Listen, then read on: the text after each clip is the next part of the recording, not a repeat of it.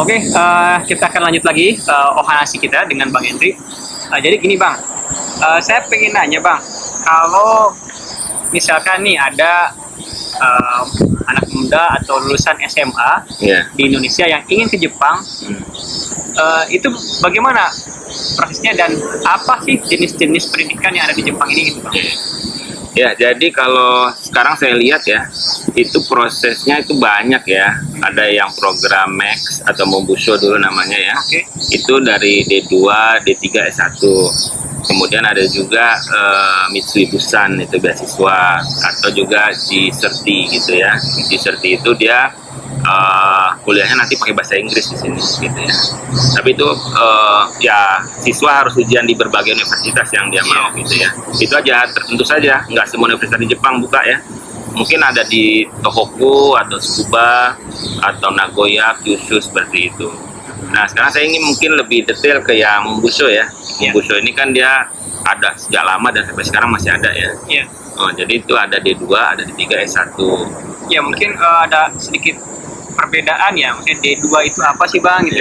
D3 itu apa sih Bang?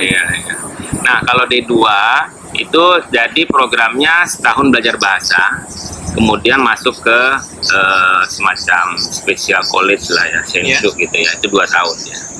Nah itu bidangnya itu macam-macam ya. Sini misalnya kalau kita lihat di homepage di kedutaan Jepang di Jakarta, itu ada macam-macam, misalnya tentang bisnis, tentang perhotelan, tentang nutrisi, ya banyak macamnya dia. Jadi untuk kalau yang suka fotografi atau anime dan lain itu ada itu di program D2 ini.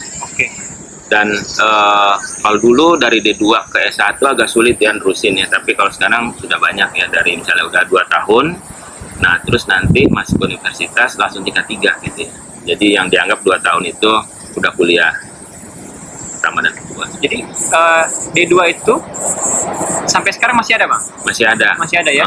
Jadi masih ada sampai sekarang, dan banyak ya yang saya lihat ada adik kelas saya gitu ya, dia dulunya D2, akhirnya dia nerusin ke S1, ada yang sampai S2, sampai S3 juga ada. Sampai lanjut berjenjang. Walaupun nantinya pas mau terusin ke S1, S2, S3 ada ujiannya ada penilaian lagi apakah bisa terus beasiswa Max atau harus cari beasiswa sendiri seperti itu. Tadi kan Bang Henry nyebutin ada D2, D3 dan S1 mungkin. Mungkin kalau di Indonesia D3 dan S1 mungkin masih ada ya Bang ya. Tapi mungkin ada yang bertanya, kenapa nggak langsung ke D3 aja? Kenapa harus ke dari D2 dulu baru ke D3 gitu Bang? Ya, jadi kalau di Mombusho ini itu ada nilai yang dilihat ya, nilai rapot dan lain-lain. Jadi misalnya ada yang kurang pede misalnya, ya udah D2 aja dulu deh, karena nilainya berbeda ya yang terdaftar D2, D3, S1 seperti itu. Dan juga kalau khususnya misalnya D3, kalau D3 ini dia hanya teknik, misalnya D3 itu mesin dan elektro, informasi kontrol atau ya biologi, biotek seperti itu. Sedangkan kalau yang di 2 itu banyak jenisnya. Kan tadi saya bilang ada fotografi, ada anime, ada menjahit, seperti itu. Jadi banyak jenis, ada perhotelan juga ada seperti itu. Jadi bagi rekan-rekan yang mungkin tidak suka teknik misalnya, inginnya bisnis atau perhotelan atau menjahit dan lain-lain, mungkin ke D2 lebih pas. Nah, mungkin yang D3 ini agak berbeda dengan di Indonesia ya. Kalau D3 di Jepang itu sebenarnya dia lulus SMP, nah kemudian nanti 5 tahun masih D3. Itu khusus bagi siswa Jepang ya? Jepang. Jadi dianggap 3 tahun pertama itu SMA, nah 2 tahun terakhir dianggap kuliah tingkat 1, tingkat 2. Jadi bagi orang Jepang misalnya dia lulus SMP langsung masuk 5 tahun ke college programnya. Tapi kalau dia udah SMA, lulus SMA, dia mau masuk college langsung ke tingkat 4 deh. Karena 3 tahun pertama dianggap SMA-nya udah selesai ya. Tapi bagi orang Indonesia yang udah SMA di Indonesia, itu langsungnya nggak tingkat 4, tingkat 3 diturunin setahun. Jadi tingkat 3, tingkat 4, tingkat 5 gitu ya. Tapi menurut saya ya memang ya ketika itu umurnya kita lebih tua ya. Jadi pas saya masuk gitu ya, saya tanya berapa umurnya, rata-rata 17 tahun. Saya 20 tahun gitu loh. Sendiri. Jadi udah SMP ini katanya. Jadi kita memang ketinggalan beberapa tahun gitu ya. Nah, tapi saya bilang kenapa nggak apa-apa di cuma setahun, karena nanti di tingkat 5 awal kita ujian untuk masuk ke S1 gitu. Jadi kalau kita masuk tingkat 4, berarti kita hanya setahun punya waktu untuk belajar. Cuma kalau kita masuk tingkat 3 dulu, 3, 4 kita ada 2 tahun untuk belajar untuk ujian. Karena di awal-awal tingkat 5 kita ujian masuk ke S1. Oke, jadi sahabat, mungkin bisa kita simpulkan ya. Jadi bedanya D2 sama D3 di Jepang itu, kalau D2 itu lebih spesifik ya Bang ya, jurusannya ya. Iya, banyak pilihan. Banyak pilihannya, mungkin yang tadi disebutkan Bang Hendri ada penjahit, perhotelan gitu ya. Mungkin nanti bisa kita cantumkan ya Bang ya, link untuk pendaftarannya. Dan untuk D3-nya itu lebih ke teknik ya. Ada teknik industri ya, teknik otomotif ya. Elektro, biasanya dia masuk ke elektro yang itu ya, elektro atau mesin atau kontrol seperti itu. Ya mungkin jadi pertanyaannya, kalau anak-anak muda di Indonesia ingin ke Jepang itu awalnya tuh harus kemana sih Bang gitu? Ya, jadi kalau yang Max ini, yang biasa membusho ini, itu informasinya ada di kedutaan Jepang yang ada di Jakarta atau di Surabaya atau seperti itu ya, konjen ya kalau di Surabaya. Jadi kalau di Jakarta itu di kedutaan Jepang, itu di bagian pendidikan dan kebudayaan.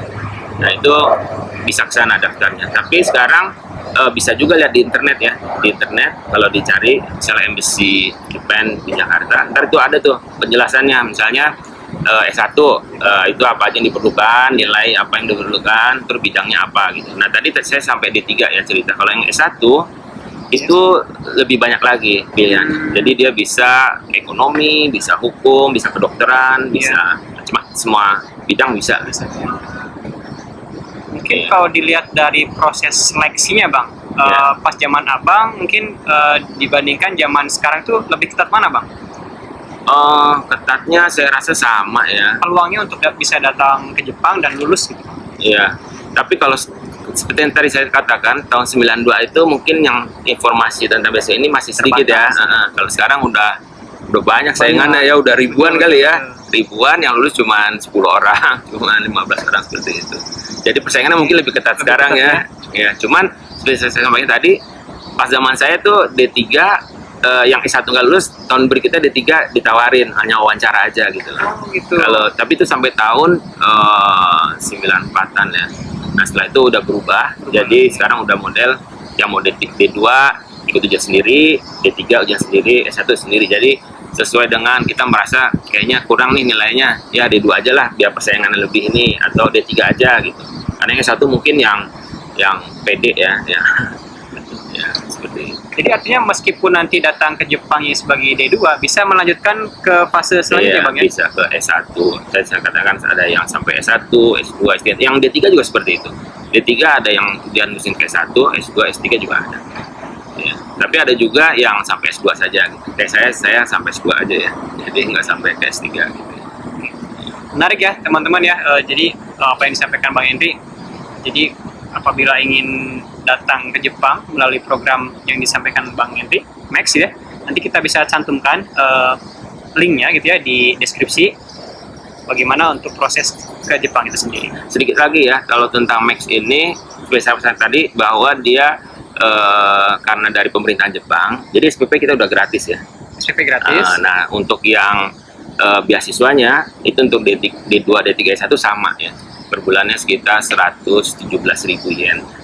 Jadi bagi saya sih kalau untuk anak masih umur 19 tahun datang ke Jepang, beasiswa 117.000 itu udah lebih dari cukup ya. Kecuali kalau sering main aja ya, bisa habis mungkin ya.